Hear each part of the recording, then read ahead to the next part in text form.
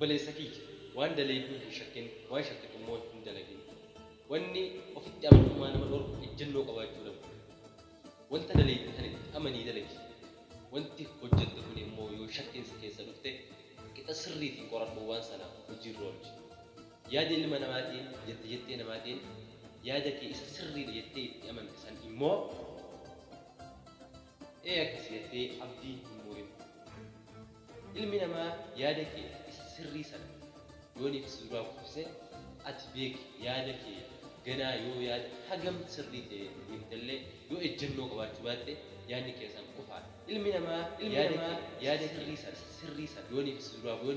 kuufse ati beeki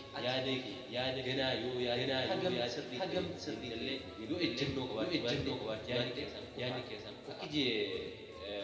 namni hayyuu tokko waan tokko kiyye jettee yoo qabatte yoo keetoo baatte illee keetii yoo immoo kiyyaa miti jette yoo keeteellee keetii miti yoo immoo kiyyaa miti jette yoo keeteellee keetii miti waan qabdu akka deebii